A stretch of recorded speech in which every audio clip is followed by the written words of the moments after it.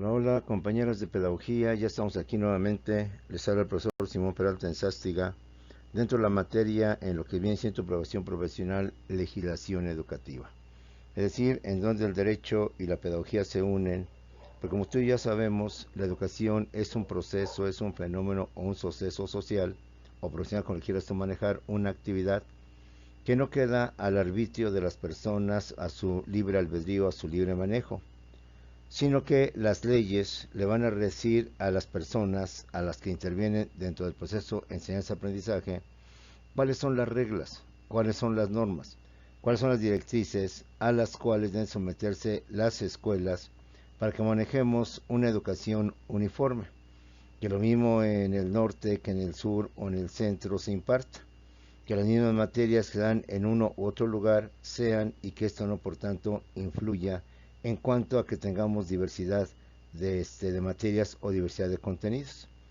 El hecho de que la educación quede regulada por la ley garantiza que entonces todas las personas tengan el mismo acceso a la cultura, el mismo acceso a la preparación, el mismo ingreso a lo que viene siendo su futura vida profesional. Y una vez que hemos analizado la gran cantidad de leyes que existen dentro de un país, y no se diga en México, que difícilmente sería de terminar de enumerarlas todas, son tantas y tantas, que nos vamos a abocar únicamente a lo que es tu carrera, lo que viene siendo la educación, la pedagogía. Creo yo que ya nos queda claro que dentro de nuestro sistema jurídico o nuestras leyes hay jerarquía de leyes. Vamos a decir que hay leyes superiores, hay leyes intermedias y hay leyes inferiores. Que la principal ley es la Constitución. Es decir, por eso cada 5 de febrero, si tú recordarás, es un día inhábil, es un día que se da para conmemorar, para celebrar la expedición de la última Constitución, que fue de 1917, el 5 de febrero justamente del año de 1917. Y que ahí en fuera, más de 100 años, no se ha publicado o se ha expedido una nueva Constitución, que ya urge, que ya es necesario. Con verdad es que después de 300 años, pues la vida ha cambiado, la sociedad ha cambiado y se requiere, por tanto, una nueva constitución. Recordemos que nuestro país solo ha tenido 3 constituciones, la de 1824, la de 1857 y la actual, la última, la vigente, la de 1917. Y esta constitución, como lo hemos visto, es la ley suprema, la ley máxima, la ley superior que se establece dentro de una sociedad y de la cual van a derivar las demás leyes. Y todas las leyes que derivan, que emanan de la Constitución, tienen que ir acordes a sus principios y a sus postulados.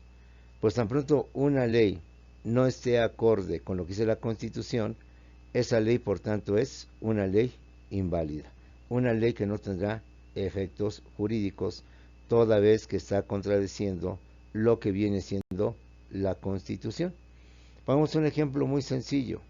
El artículo 123 establece que la jornada máxima es de 8 horas. Por tanto, a nivel nacional, empresas, trabajadores, sindicatos, etcétera, deben de saber que la jornada máxima es de 8 horas. Solo en caso necesario, dice la ley, que se requiera que el trabajador siga laborando, entonces ya viene la jornada extraordinaria. Pero en términos normales, solamente son 8 horas. Vamos a pensar que me dan a firmar un contrato individual de trabajo o que a través de mi sindicato se firma el contrato colectivo de trabajo. Y se establece que la jornada máxima para esa empresa o dentro de esas labores va a ser de 10 horas diarias. Es obvio que hay una contradicción entre ese convenio, ese contrato y lo que dice la Constitución. Por tanto, va a prevalecer lo que dice la Constitución. Se tendrá por no puesta, por no válida, por no aceptada la cláusula del contrato individual o colectivo de trabajo que establezca dentro de una empresa y que obligue a su empleado trabajador a laborar 10 horas diarias. Eso es anticonstitucional. De esta manera, en materia educativa, y no se nos olvide esto que quede grabado por siempre, el artículo 3 constitucional es el que regula, el que reglamenta lo que viene siendo la educación en nuestro país. Ese artículo 3 de la Constitución el que se establece a grandes rasgos, en términos generales, los lineamientos bajo los cuales la educación se rige y que por tanto las personas estamos obligadas a cumplir, a respetar y sobre todo a acatar. Es decir, no podemos como autoridad o como maestro contradecir lo que dice la Constitución en su artículo tercero.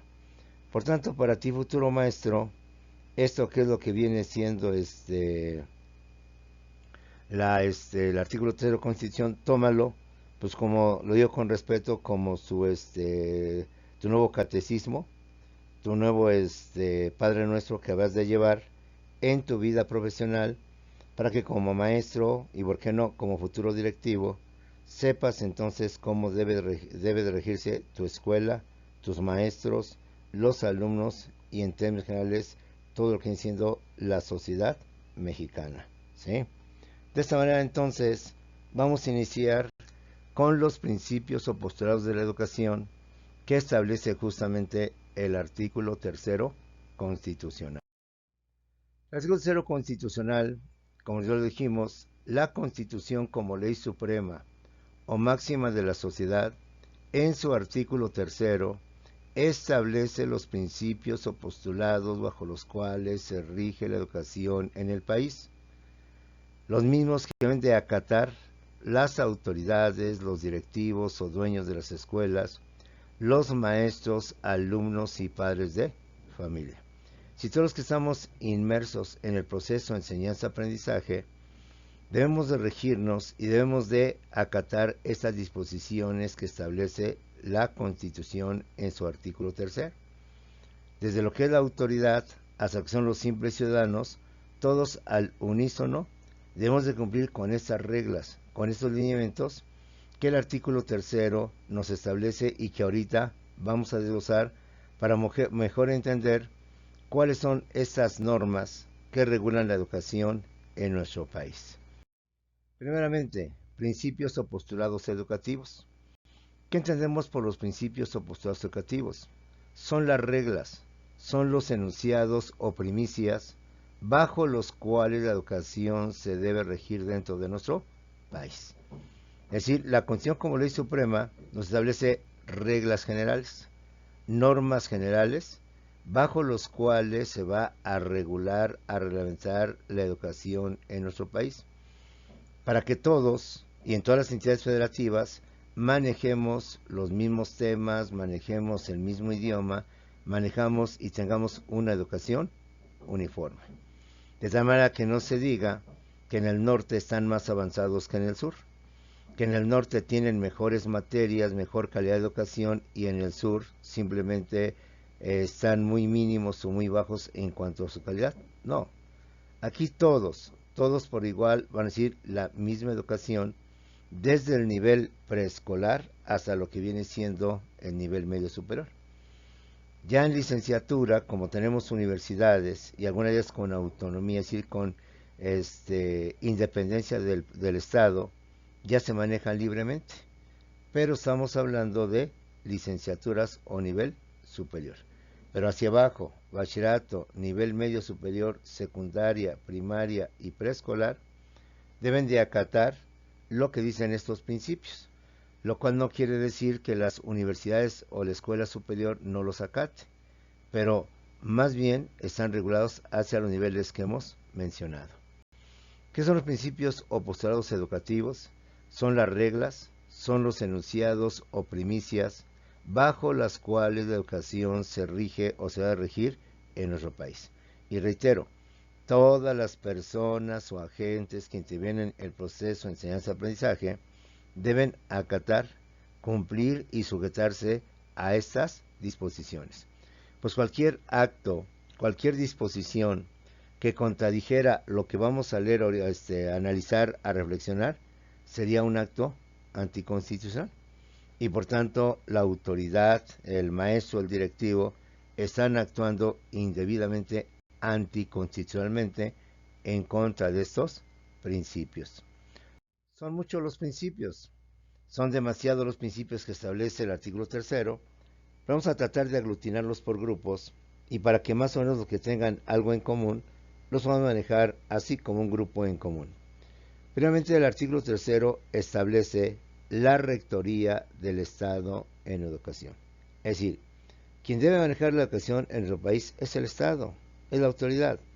No son los particulares, sino es el gobierno, el que a través de sus diversas instancias se encargará de manejar, de administrar todo lo que viene siendo la educación en el país. Pero eso sí, conforme a los lineamientos que establece lo que viene siendo dicha Constitución. Cuando el Estado se convierte en el rector, en la máxima autoridad en materia educativa, entonces hablamos que es la famosa educación pública. Por Estado entendemos la Federación, los estados o entidades federativas, incluyendo la Ciudad de México, así como los municipios. Es decir, por Estado no vamos a entender solamente al gobierno federal, sino vamos a entender también lo que son los gobiernos estatales o locales. Y vamos a entender también lo que vienen siendo los gobiernos municipales. Recordemos que hay poder ejecutivo, legislativo y judicial, que también hay poderes federales y hay poderes estatales. Y en consecuencia, al decir el Estado, se entiende las diversas autoridades que constituyen lo que viene siendo el gobierno. De forma muy concreta, lo que viene siendo la federación, es decir, el gobierno federal. El gobierno que actualmente encabeza López Obrador, eso viene siendo la Federación, Administración Pública Federal o el gobierno federal. Los estados o las entidades federativas, incluyendo la Ciudad de México, de esa manera que hoy hablamos de 32 entidades federativas. Y como ustedes ya sabemos, las entidades federativas internamente se dividen en municipios. Y hay municipios que inclusive tienen sus propias escuelas, escuelas municipales. En consecuencia, llámense en escuelas estatales, escuelas federales, escuelas públicas o privadas, escuelas de nivel que sean, todas, sin excepción, deben regirse a lo que dice la Constitución. Y la autoridad que se encargará de que esto se cumpla, de que esto se verifique, es justamente el Poder Ejecutivo. Es decir, siendo el presidente de las áreas de Estado. Primer principio postulado que establece la Constitución es la rectoría del Estado en educación, dando lugar a la llamada educación pública. Por Estado, es decir, por autoridades, por gobiernos, entendemos no solamente la Federación, el Estado federal, representado por el presidente, sino también entendemos las entidades federativas donde también hay autoridades como son el gobernador, como viene siendo el Congreso local o estatal. Incluye la Ciudad de México y también todos los municipios, y aquí agregamos las alcaldías que conforman lo que viene siendo las entidades federativas y en la Ciudad de México, las famosas alcaldías. Todo lo que es el gobierno, insisto, Federación, entidades federativas, Ciudad de México y municipios, deben de impartir y garantizar la educación en todos sus aspectos y en todos sus niveles. Si no, no se trata de darle poder al Estado. Se trata también de que el Estado cumpla con sus obligaciones como máxima autoridad para que de esta manera se pueda garantizar la educación en todos sus aspectos y en todos los niveles a niños, a pubertos, adolescentes principalmente y obviamente también a adultos. De esta manera, el Estado manejará lo que es la educación inicial, la preescolar, la primaria, la secundaria, la media superior y lo que viene siendo la superior.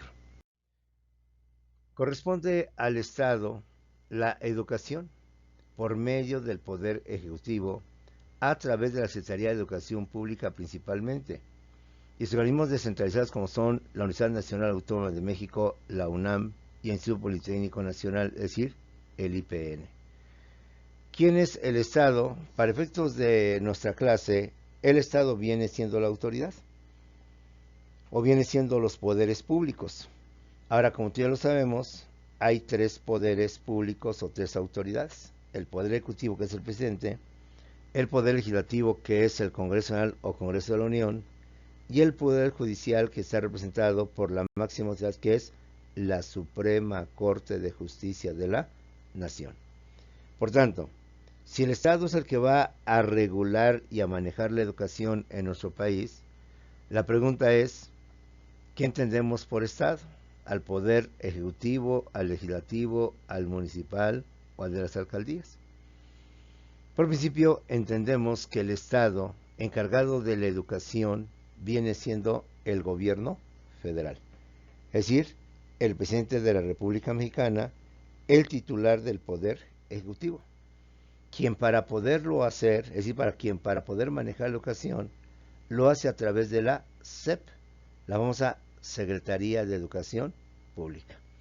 Recordemos que el Poder Ejecutivo es una sola persona y es que se encarga de administrar, de manejar los recursos del país y es que se encarga, por tanto, de aprovechar los recursos del país. Pero sabemos que el Poder Ejecutivo es una sola persona, un señor llamado oficialmente Presidente de la República o Presidente Constitucional de los Estados Unidos Mexicanos, ¿sí? Entonces, el gobierno, el presidente, no puede por ir solo atender política, economía, salarios, conflictos, etcétera, sino que él tiene a sus principales colaboradores, que son los secretarios de Estado, a través de lo que son las secretarías de Estado.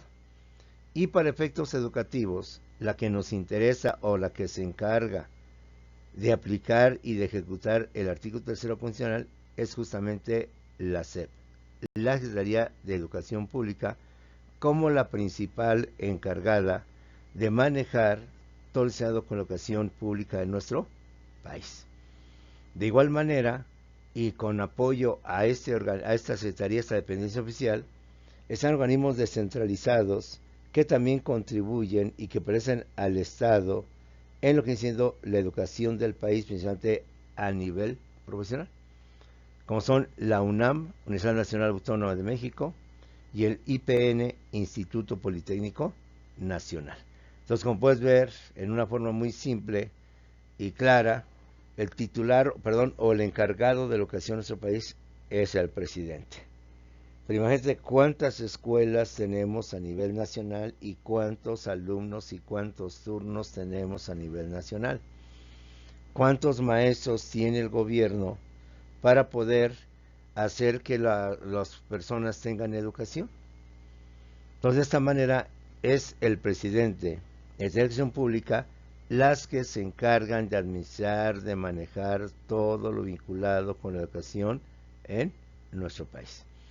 Y de forma indirecta se apoya también en lo que son instituciones públicas, organismos descentralizados, que pertenecen al gobierno y que también su finalidad es impartir educación, sobre todo a nivel superior, como son la Universidad Nacional Autónoma de México, la UNAM, y el Instituto Politécnico Nacional, el IPN. La educación impartida por el Estado tendrá las siguientes características. Será obligatoria, universal, inclusiva, pública, gratuita, laica, nacionalista, integral, social y humanitaria. Ahí están parte de los principios en cuanto a la educación propiamente dicho y en cuanto al Estado como rector de la educación, que la misma Constitución nos precisa cuáles son las características de la educación. Como puedes ver, y lo decimos con mucho respeto, no dice así la educación de ser religiosa, de ser empírica, es decir, basado en los dogmas y creencias religiosos, basado en las experiencias, sino que para evitar esas malas interpretaciones o bien hacer de la educación cada quien lo que quiera, nos precisa el artículo 3º cuáles son sus características: obligatoria, universal, inclusiva, pública, gratuita, laica, nacionalista, integral, social y humanitaria. Ahí están las características bajo las cuales la educación debe de regirse en nuestro país a través del cumplimiento de dichas disposiciones por parte de los directivos, de los maestros, de los alumnos y obviamente de los padres de familia. Repito por última vez. La educación impartida por el Estado tendrá las siguientes características. Será obligatoria, universal, inclusiva, pública, gratuita, laica, nacionalista, integral, social y humanitaria. Ahora desglosemos cada uno de estos conceptos, cada uno de estos términos para entender qué es lo que el legislador nos quiere decir con los términos obligatoria, universal, inclusiva, pública, gratuita, laica, nacionalista, integral, social y humanitaria. Precisamente para evitar que entonces los particulares o las personas que estamos dentro de la educación, pues hagamos de la educación pues un santo relajo. Por un lado trabajan así, por otro lado trabajan de esta otra manera, por un lado le ponen atención más a la lectura, allá le ponen más atención a las matemáticas. La cuestión es uniformar el conocimiento, el aprendizaje, es decir, lo que viene siendo la educación, ¿sí? Empecemos por que la educación es universal, inclusiva e integral. ¿Qué entendemos por esto? Que los planes y programas de estudio tendrán perspectiva de género, es decir, enfocados hacia el hombre y hacia la mujer, hacia el sexo masculino y hacia el sexo femenino. No nada más enfocados y dirigidos a lo que viene siendo el hombre, sino el ser humano, a lo que viene siendo las personas en su conjunto. Y a tener una orientación integral, es decir, debe ser completa, amplia y absoluta. No dedicarse únicamente al conocimiento, sino también al deporte, también debe dedicarse al arte, también debe dedicarse a otro tipo de actividades y no necesariamente centrarse en un solo tipo de educación, por eso es integral. Por lo tanto, se incluirá el conocimiento de las ciencias y de las humanidades. Sabemos que a muchos de nuestros alumnos no les gusta la historia. En contrario censo, sabemos que a muchos alumnos tampoco les gustan las matemáticas. Pero aquí no se trata de que me gustan o no me gustan. Aquí se trata de que ambos conocimientos, el científico, física, química, matemáticas, junto con lo que viene siendo el humanístico, literatura, español, historia, estructuras socioeconómicas, todos podamos recibir esa educación y podamos tener en consecuencia un nivel cultural. La idea no es que cada quien tome las materias que quiera o que le gusta o que les interesa. La idea es que todos reciban una educación humanística, reciban una educación científica o técnica y que les permita, por tanto, visualizar y conceptualizar todo lo que viene siendo el conocimiento. La educación en nuestro país debe ser universal, inclusiva e integral. Eso quiere decir, por tanto, que todos los planes y programas de estudio tendrán perspectiva de género, es decir, irán proyectados a hombres y a mujeres, y no solamente irán dirigidos hacia lo que son los hombres o lo que viene siendo el sexo masculino. Debe haber una perspectiva, una integración, una inclusión de lo que viene siendo el sexo femenino. Debe tener también una orientación integral, ¿sí? No nada más debe basarse en puro conocimiento, no nada más debe basarse en puro arte, que literatura, que música, que rondalla infantil, no. Debe tener cierta parte o debe tener de todo para conformar una educación íntegra, que abarque todos los aspectos. De esta manera, la enseñanza de las matemáticas, la lectoescritura, la literacidad o literatura, la historia, la geografía, el civismo, la filosofía, la tecnología, la innovación, las lenguas indígenas de nuestro país, las lenguas extranjeras, la educación física, el deporte, las artes, en especial la música, la promoción de estilos de vida saludables, la educación sexual y reproductiva y el cuidado al medio ambiente, entre otras. Es decir, como estamos viendo, la educación en nuestro país debe ser inclusiva, hombres y mujeres, niños, ancianos, viejos, tercera edad, todos, inclusive con la educación inicial hasta los bebés o lo que decimos, lo que diciendo los infantes. Debe ser además íntegra, no nada más debe referirse a un solo aspecto del hombre como ese conocimiento, sino también a su aspecto de valores, a su moral, a lo que viene siendo los valores propios del ser humano. Para tal efecto, se incluirá el conocimiento de las ciencias y de las humanidades. Es decir, de acuerdo a nuestro sistema, no podemos dejar en un momento determinado, a ver, levanten la mano los alumnos que quieren tomar matemáticas y levanten la mano los que quieren estudiar historia. Entonces no podemos hacer eso porque en un momento determinado la escuela es íntegra. Debe abarcar el aspecto técnico, el aspecto matemático, pero también debe abarcar el aspecto social, el aspecto humanitario. Por lo que se incluirá el conocimiento de las ciencias y humanidades, como son la enseñanza de las matemáticas, la lectoescritura, la literacidad, la historia, la geografía, el civismo, la filosofía, la tecnología, la innovación.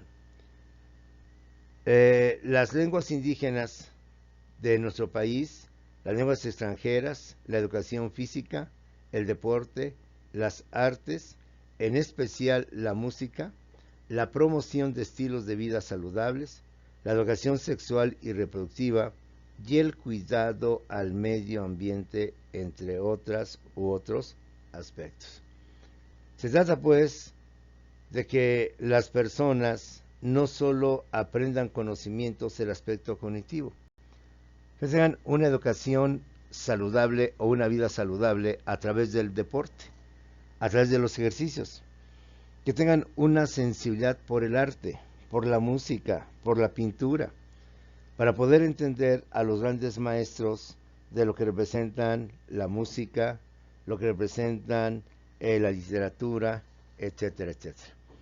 Pero además, la educación también debe de fomentar hábitos, debe de promover con veros costumbres, como son estilos de vida saludables, una educación sexual y reproductiva y el cuidado del medio ambiente, entre otras muchas cosas. Como puedes ver, la educación no solamente se ciñe a tu tira de materias, a las materias horario que vas a dominar con el tiempo y que va a hacer que te toca a la primera, a la segunda, a la tercera de lunes, que te toca y te corresponde a la tercera, cuarta y quinta del siguiente día.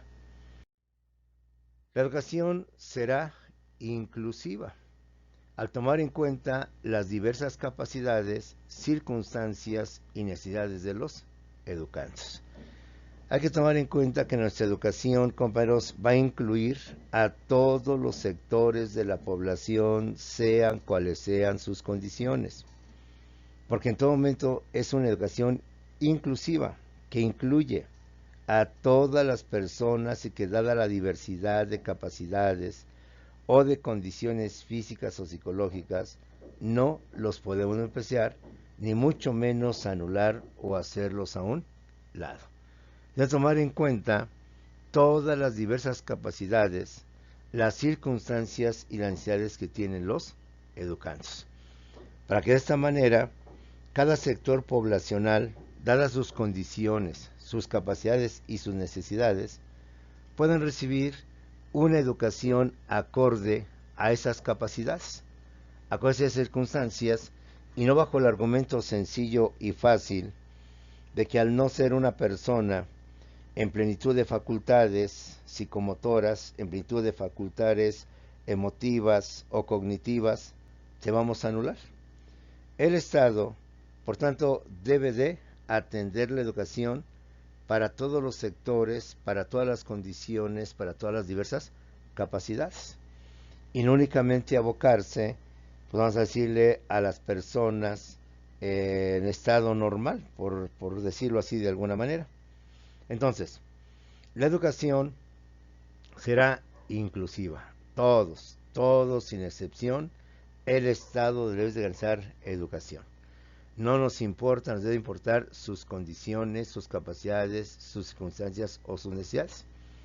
Habrá de importarnos no tanto para eliminarlos, sino para saber qué otro tipo de educación habrá que impartirles, habrá que darles para poderlos integrar a lo que viene siendo la sociedad, para poderlos integrar a lo que viene siendo justamente el aspecto cultural y educativo en todos los sectores de la población. La educación, como les he dicho, será integral.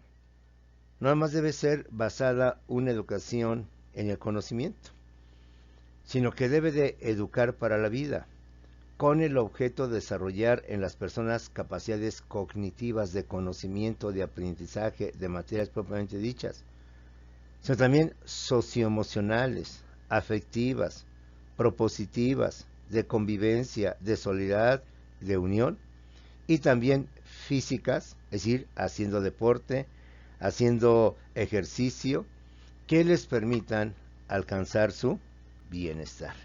Entonces, por educación integral, entendemos principalmente que por lo menos debe abarcar tres aspectos en el ser humano. El aspecto cognitivo, el de conocimientos, el de aprendizaje, física, química, matemáticas, español, civismo, literatura, etcétera, sino también debe de atender las calidades socioemocionales. Somos seres humanos, no somos robots, no somos metales, no somos insensibles, no somos personas ajenas a lo que nos rodea alrededor, dolor, sufrimiento, felicidad, triunfos, etcétera. Debe fomentar también este tipo de educación, de convivencia, de soledad, de tolerancia, de apoyo, es decir, de mantener una sociedad en constante evolución y en constantes interacción. Y también debe de atender las capacidades físicas. Si no debe limitarse a un salón donde todos estemos sentados escuchando la clase del maestro o la exposición de los alumnos.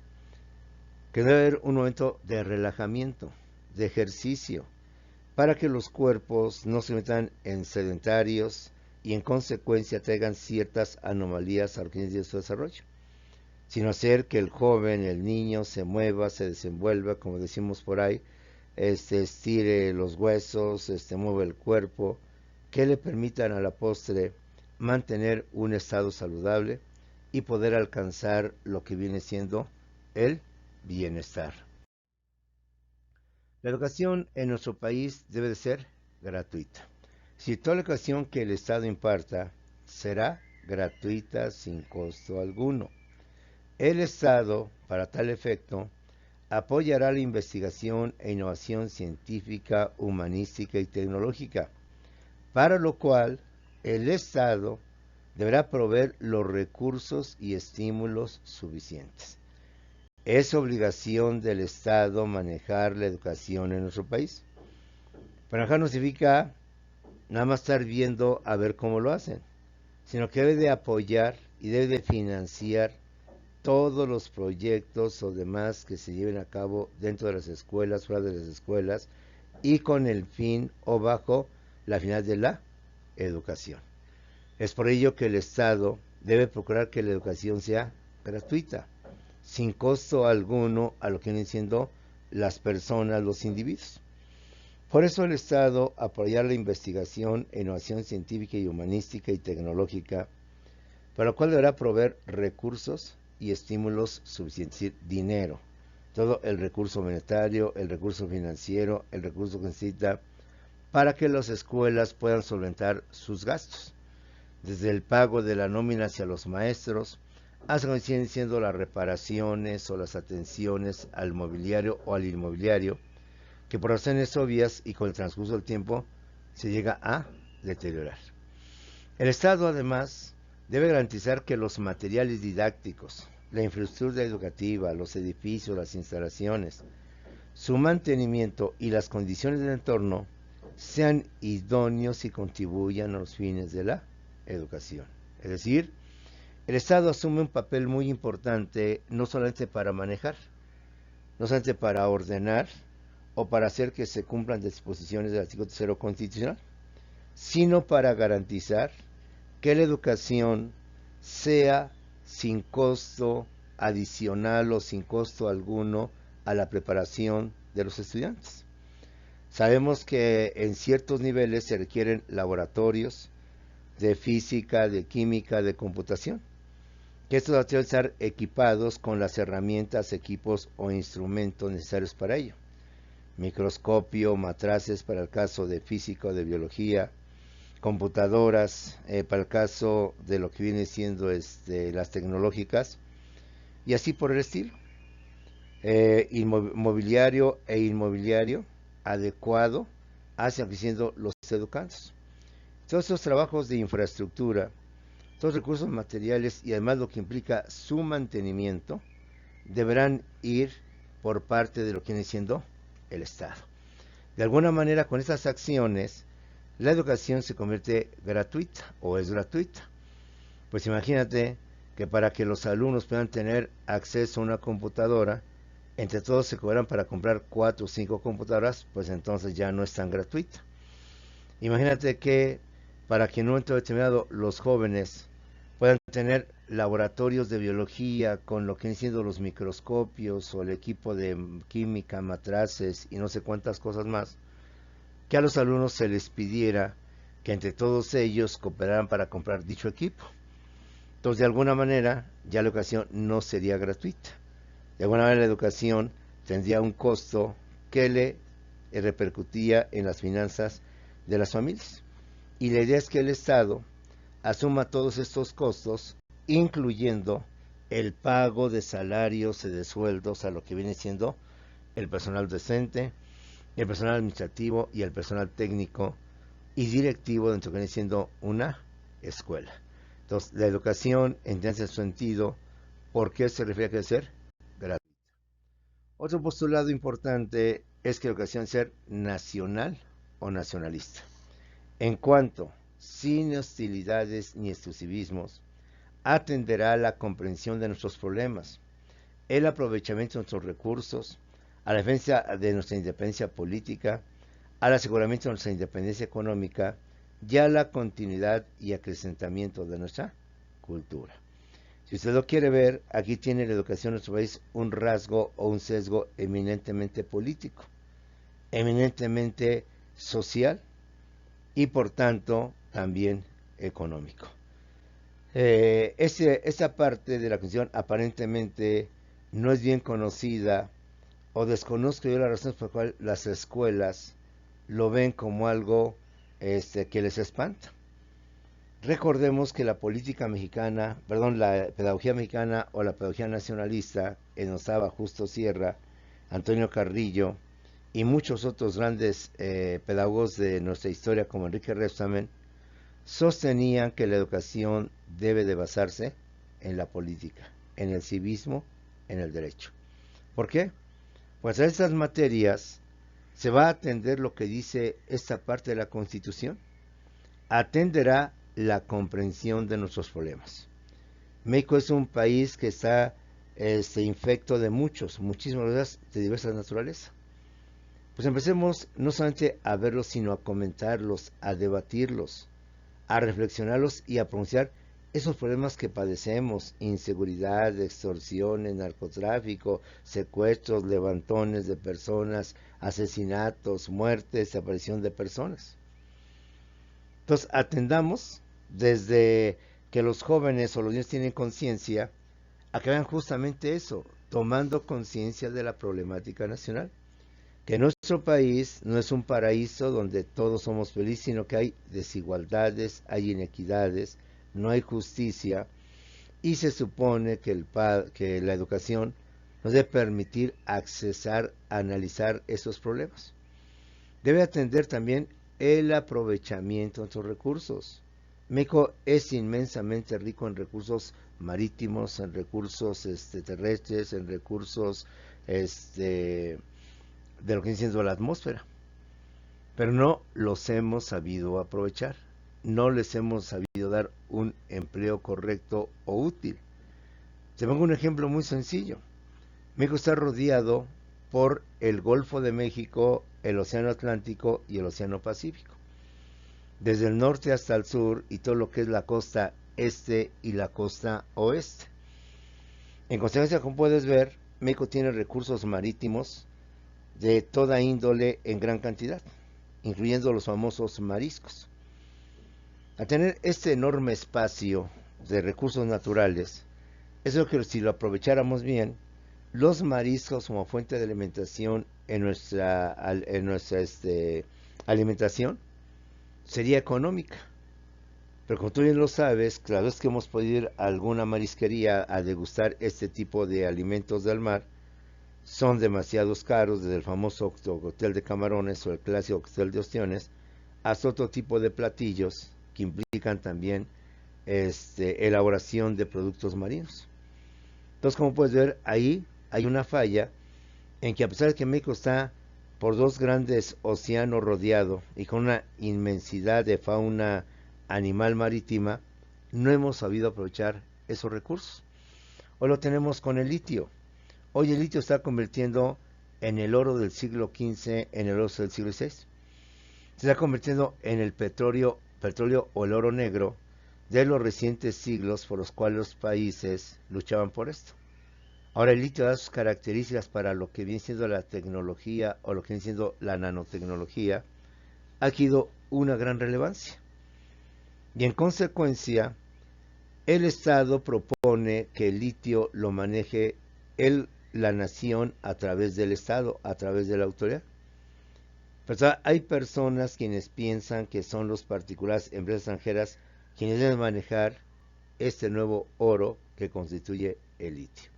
Entonces nuestra educación, basada en la política, en el civismo, debe de basarse en el estudio y el aprovechamiento de nuestros recursos, en la defensa de nuestra independencia política, al aseguramiento de nuestra independencia económica y a la continuidad y acrecentamiento de lo que viene siendo nuestra cultura. De ahí también vemos un punto flaco, porque en lugar de impulsar nuestras tradiciones, nuestras costumbres, simplemente impulsamos pues música que nada tiene que ver con nosotros culturalmente hablando, pero que en lugar de impulsar, reitero, la continuidad y el crecimiento de nuestra cultura, tal vez es que nos inclinamos más por limitarla o de plano desaparecerla en lo que viene siendo nuestro país. De igual manera, la educación debe tener un sentido social y humanitario. ¿Y qué entendemos por qué debe tener un sentido social y humanitario? Que la educación en nuestro país debe de dar una enseñanza, un conocimiento para contribuir a la mejor convivencia humana, a fin de fortalecer el aprecio y respeto por la naturaleza, por la diversidad cultural, por la unidad de la persona, por la integridad de las familias, por la convicción del interés general de la sociedad.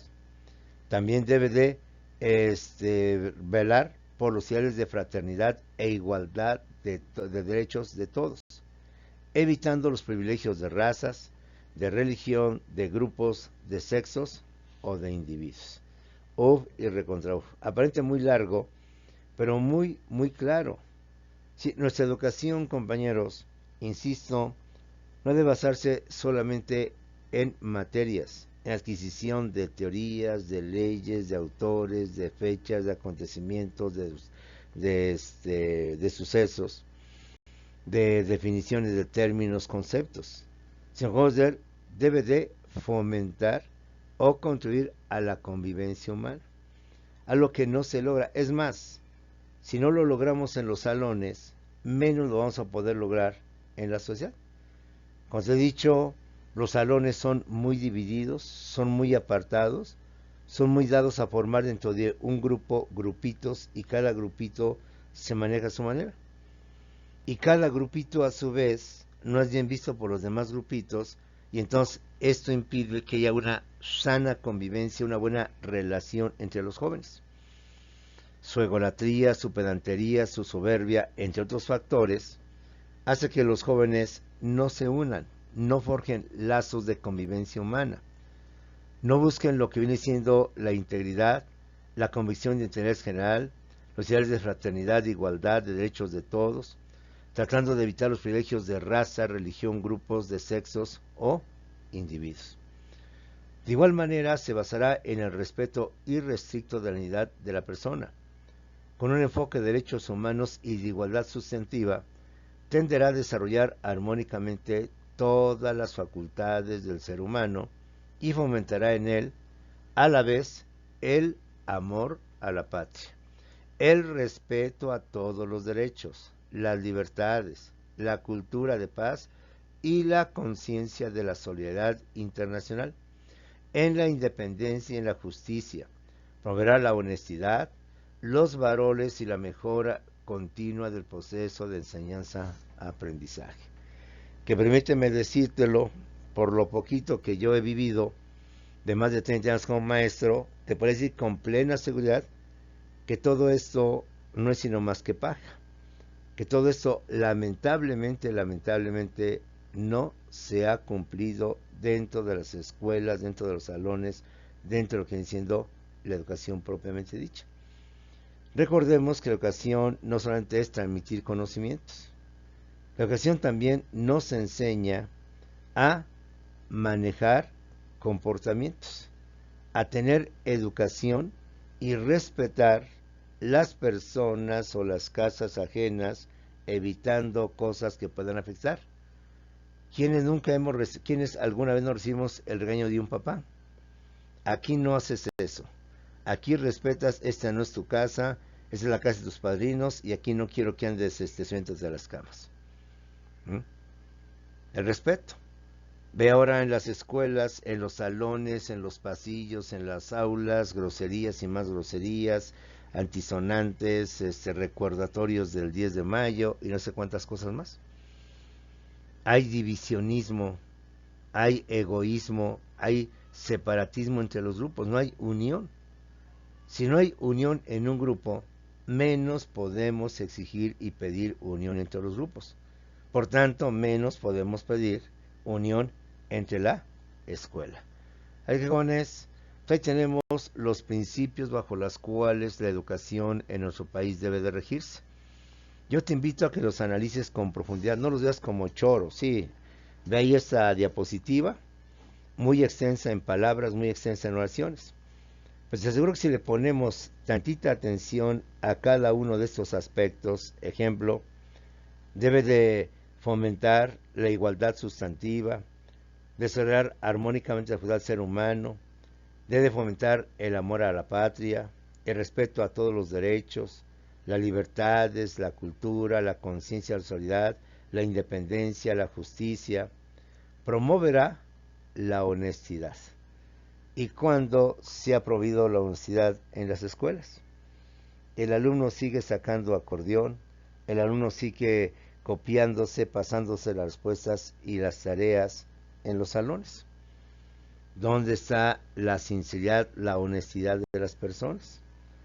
Quienes no hemos vivido la experiencia de estarse en clase, se hace un ruido, un escándalo, o alguien en especial dice algo que causa la idea de todo el grupo, volteas y preguntas quién fue, y nadie, absolutamente nadie, levanta la mano. Y le dices, bueno, entonces, ¿quién fue o a quién vieron que hizo esto? Tampoco. Inclusive les adviertes, bueno, si no dicen, les bajo un punto a todo el grupo. Y en lugar de alegar o de decir quién fue, al contrario, se ponen a reclamar que por qué le vas a quitar un punto, que le vas a quitar calificación, que ir con el director, porque no es justo, no es correcto, que tú, etcétera, etcétera. Pero entonces lo que para ellos sí es justo y es correcto es solapar, ¿sí? A las personas que avientan cosas en el salón, a las personas que hacen ruidos, a las personas que inclusive a propósito lo hacen para provocar al maestro. Y cuando tú preguntas quién fue, nadie se levanta y te dice fue fulano. Porque si esa persona llegara a verla en un salón y se levanta, va a ser juzgado, sentenciado, hecho prisionero de que es un traidor, de que es un sacatón, de que es un mariquita, de que es un soplón, de que no es valedor, etcétera, etcétera. Ve entonces cómo con este y otros ejemplos más te puedo mostrar o podemos hablar de que realmente los jóvenes no han entendido y las escuelas y los maestros no hemos sabido fomentar esta parte de la educación que la Constitución nos reclama, nos exige. Nos hemos limitado a la transmisión de conocimientos, a la transmisión de teorías, de autores, de leyes, pero no hemos avanzado a lo que se conoce como la educación formativa. Nos hemos centrado solamente en la educación informativa. Bien, compañeras, las dejo. Nos vemos en unos cuantos segundos en Zoom para atender dudas, aclaraciones, comentarios sobre este tema, sobre la materia y poder seguir adelante. Nos vemos en unos cuantos segundos en Zoom.